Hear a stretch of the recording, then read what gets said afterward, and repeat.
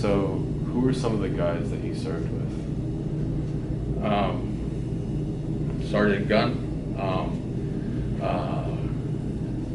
We got Ski Jakovsky.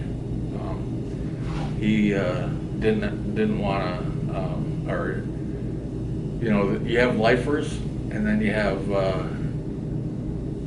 the guys that decided, hey, I'll do my bit, and then we had the surfer dudes, and so Kevin L. Lane, he and I went through Ranger Indoctrinational Program, Modesto, California, and Robert Dell. I mean, the list goes on.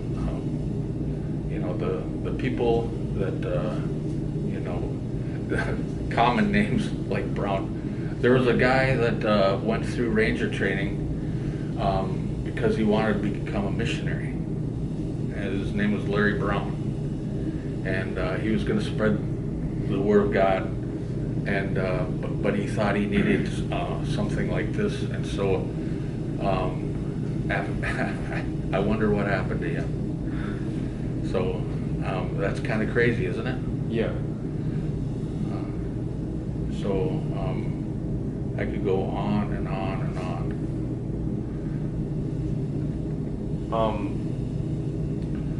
Reb Burkhalter, Richard Burkhalter from Texas. Character and a half. Very gentleman, but rebellious is his middle name. So. Melgar, we just called him Melgar. I think his name was Mike. That was the time when I got my sports car, and we'd drive around Fayetteville, North Carolina, in our sports car. I think it was Miami Vice soundtrack. I don't know if you heard the theme song to the Miami Vice, but anyway. So, what are some of the other stories you have with these guys?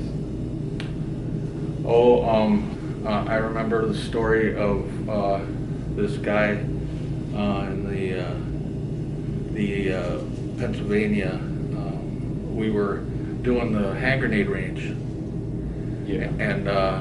And so you have each, they're like cement embankment or enclosures, and so it's just simple, right? Hold the grenade, pull the pin, and throw it. Now they teach you to cook it off in combat, but this was a hand grenade range, no messing around. Yeah. This is what, and then you throw it as hard and as fast as you could. And this guy was literally shaking, and I'm his AI. So I said, oh, no, calm down, and just pull the pin, and he dropped the grenade. And so luckily it didn't. He hadn't pulled the pin yet. Yeah. But yeah, that was that kind of stuck in my memory. And I remember we were training the Laws rocket. It's a extendable anti-tank weapon. And he popped the ends off, and then you extend it, and then and it's I think it was a quick fix. I don't think we ever used it, but used one. But they, in training, instead of having the actual rocket in there, they have like a charge in there. Yeah. And so I just remember silly things like that. Being jumping into snow, jumping into the water, two totally different things. Going through, they sent me, it was like when we, they had a new weapon at the time. It was called an M249, a squad automatic weapon. It's a Fabrique Nationale. It was supposed to replace the 60, and which is a big gun, you know, Rambo. This thing was basically the same round as an M16, but it was belt fed. So it was a drum belt fed, and so it had the carrying handle, and it was supposed to replace the automatic rifleman in the squad. Yeah. So you always had 260s in a platoon, and then in every fire team you had 2 automatic riflemen. And so up until that point, all you had was you put it on full auto, which means automatic firing, whereas everyone else it's 3-shot bursts. Now I don't think they even use the M16 anymore. I think it's an A3 or something like that. Yeah. So, yeah, Panama, going through a jungle expert school, jungle operations down in Panama. That was my first introduction to being a jungle bunny and fighting in the jungle. And so,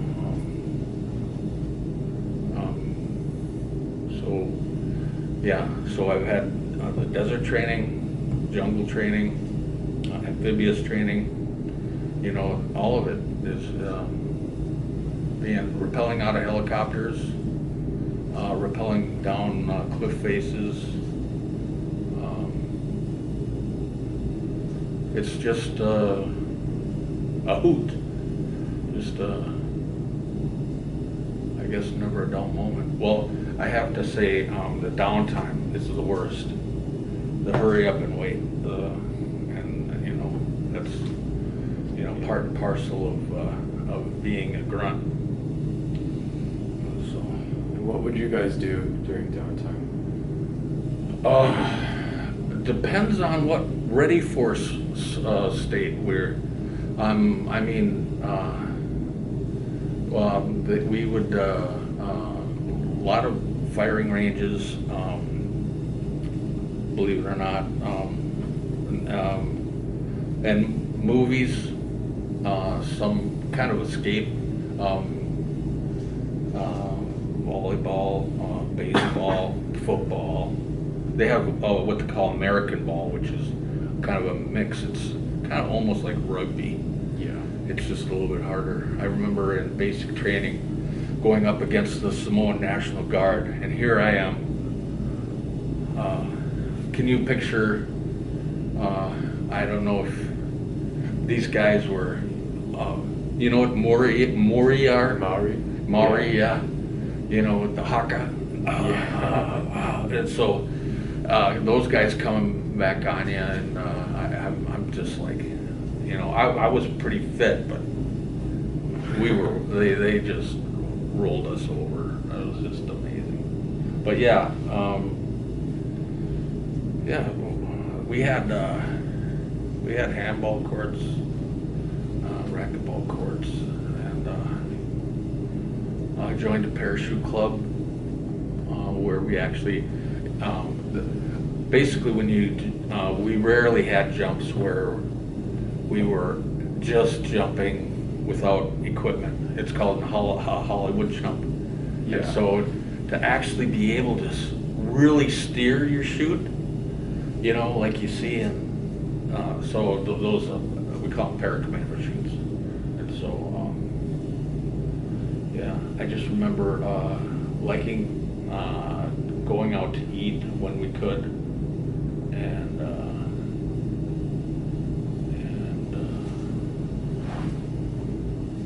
yeah, the driving was a key factor. One of the reasons why I got a car, and not everybody had a car. I used my. You heard from the new guy yet?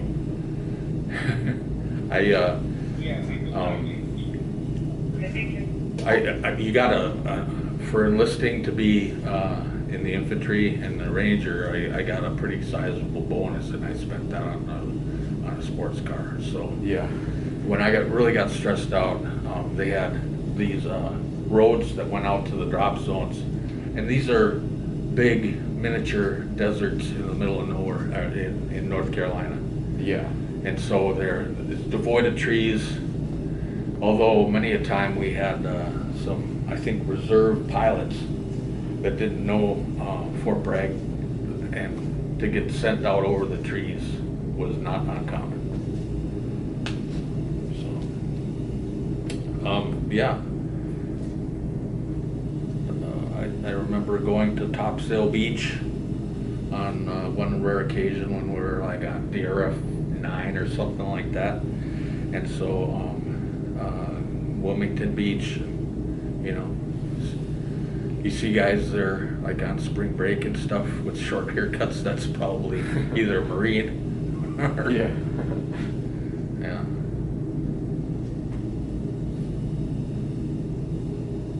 So what were the living conditions like?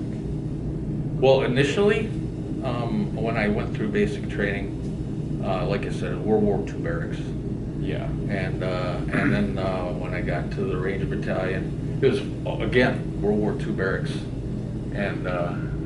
but once you got the Ranger dining facility, it's pretty good. Yeah. Also, comparing that to the 82nd Airborne, it was basically 2 to a room, which wasn't bad at all. I think you know, once I got a certain rank and they were filling up the barracks, I got like money to live off post, and I had my own apartment, so they were pretty good. Yeah. I guess we could talk a bit about like the deployments you went on now. Okay. Yeah. So, was the first place you went to Honduras? Yep. Yeah. What was that like? It was, I had already been through the jungle training, so this was in the 82nd Airborne, so it was just kind of little or no contact with any civilian population. Yeah. And stuff, and when the contact was short and sweet, and so I felt pretty invincible and pretty confident, and so I'd been through survival, resistance, escape, and evasion, and we gone through, you know, it kind of gave me time to kind of teach the guys some of the tricks of the trade, so to speak. And some of the guys were a little bit greener than the others, and you know, it kind of freaks people out being kind of in that kind of terrain, and it's not like Minnesota. Yeah. And it's a high sense of security or alertness, and yeah, there was stressful moments at the time, but it was just part of the job. And what year was this? This was 84. Yeah. 1984. I don't want to discuss anything more because I don't know if they declassified Oh, it. yeah. Shoot, true. How long was that deployment? That was a month. Oh, okay. Yeah. So all of the it's basically unless you're in like say I was never in Desert Storm. I was called up for it, but they've never. I was just in the staging, and so by that time they decided it was going to be an airborne. Yeah. And so kind of monetarily or budget-wise, I think they didn't want to have to. I think the money, they were just kind of, well, we're going to have to pay these guys. So I don't know why, but I was kind of glad. Yeah. So what I'm trying to say is, unless you're in country for, I think, 18 months, was it? I don't know what the stipulation is, but, you know, any conflict or, you know, mainly a lot of it was show of force or you know, rescue operations, so. Yeah. And what were some of the other places you went to after Honduras? Well, we were in Germany. Yeah. Vicenza, Italy, Spain.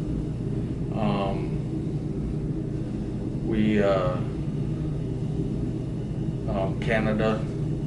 That's kind of funny. It was just basically one of those things where you it was a kind of a joint kind of thing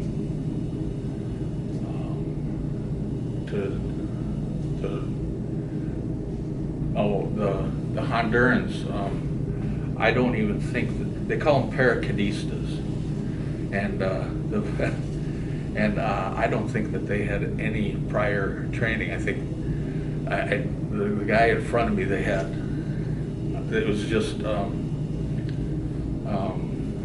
you know, American Honduran, and so anyway, this guy was, you know, they're all a little shorter than we were, and I'm short, and so I just got a sense that he wasn't happy to be in that aircraft and to jump out of it. So.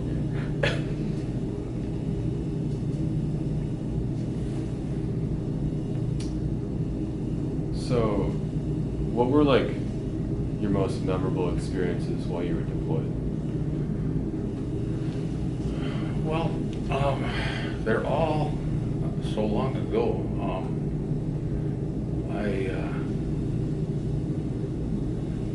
I remember towards the end of my career, so to speak, when I was getting burnt out because, like I said, it was kind of all 24/7, and it just was kind of tired of it all. I kind of repressed a lot of some of the stuff that had happened when I was in, but this is where maybe I should have. They should have told me a little bit more about this project, and I could have started spitballing or just kind of maybe stream of consciousness kind of thing. So yeah, it's been a long time since then, a whole lifetime. Yeah. Did your unit ever get sent to any dangerous areas, or? Well, I don't. What's dangerous to you?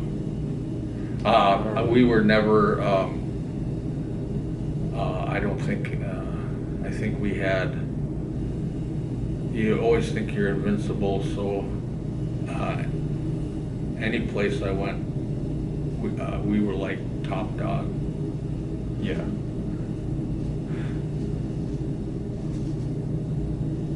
Did you guys ever come under fire? Yeah. Well, that's just part and parcel of being in the military, and so you're always going to get resistance. Either be, you know, like places like Honduras. You know, you got local. They didn't have like a local militia, so you know, it's basically cartels and stuff like that. So we were I remember one of the missions was to destroy a landing strip. Yeah. And so that was we discovered an impromptu landing strip. And so we ended up taking that out and a bridge.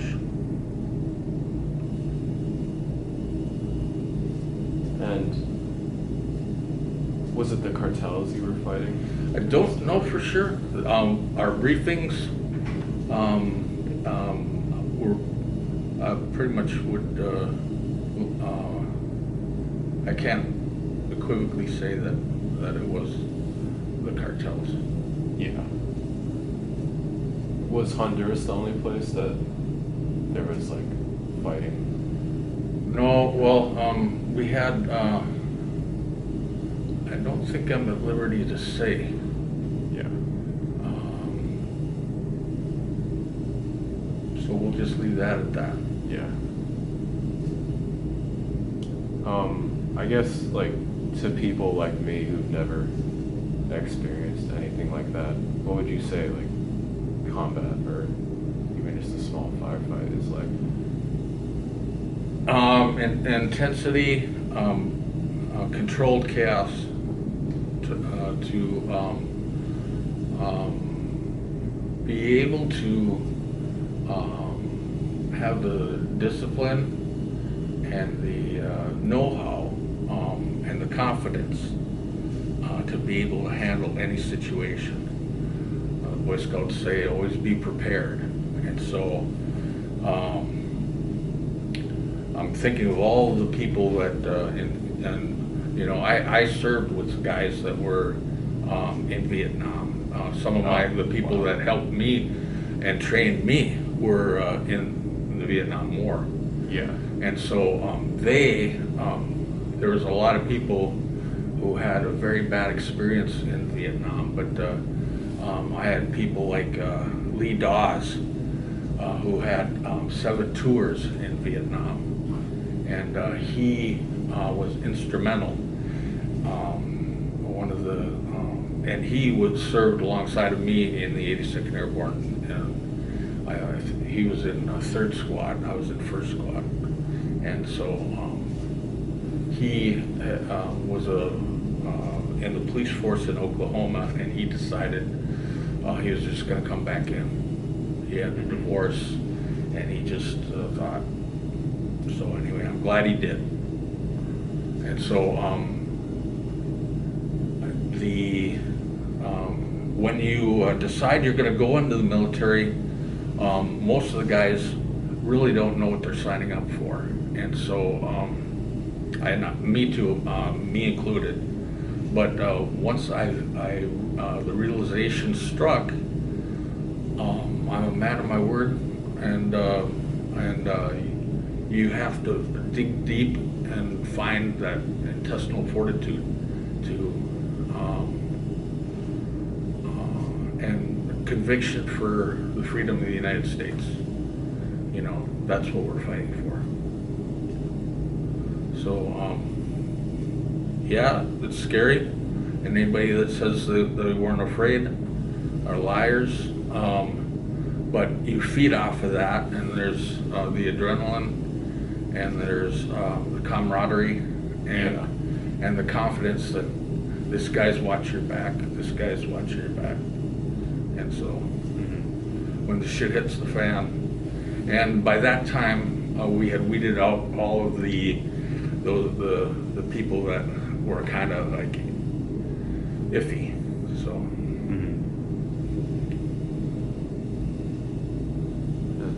and it's an eye opener, and you actually get to find out who you really are. Was this something that happened frequently in your career? I was basically, I think all of the effects of my service, I think, led me to a lifestyle that was kind of, I don't know if I was trying to escape or I was basically drinking a lot, and I just didn't feel like I fit in, and I thought the whole world was against me, and I just kind of went up north and kind of isolated myself. And then I got some help and through my niece, and I got straight, and now I'm here at the Minnesota Vets. So straightening out my life. So when was the day that you were discharged or ended your time in the military? I went from the when I got out of the 82nd Airborne.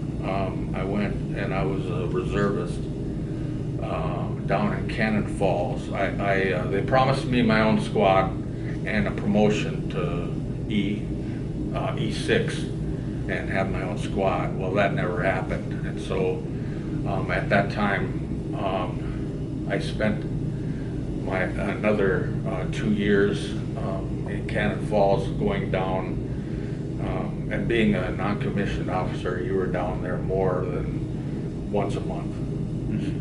So that was I should have went to Fort Snelling, Yeah. and done the same thing. But anyway, it was not exactly what I would say ideal, coming from an active Army into this static environment, and so it kind of furthered my discontent.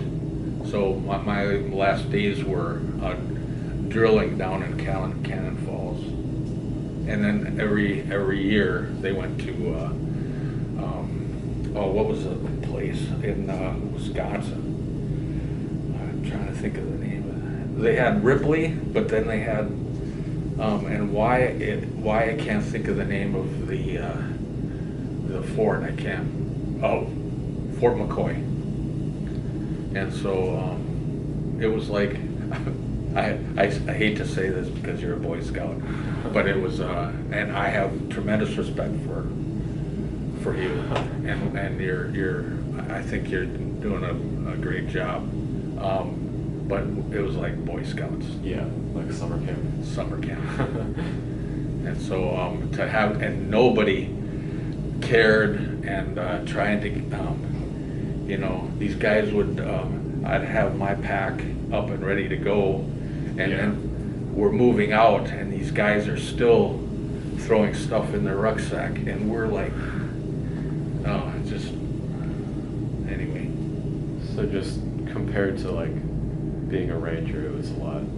It was like totally different. Yeah. And it wasn't until the very end they started this Arctic Light, which was a new initiative by General Adamson at the time, to get everybody up to specs, and they sent. It's kind of like a light leadership course, which is kind of like a small recondo school. Mm-hmm. And so they wanted everybody, again, it kept on going back to everybody wanted to get that, the rappelling, the confidence training,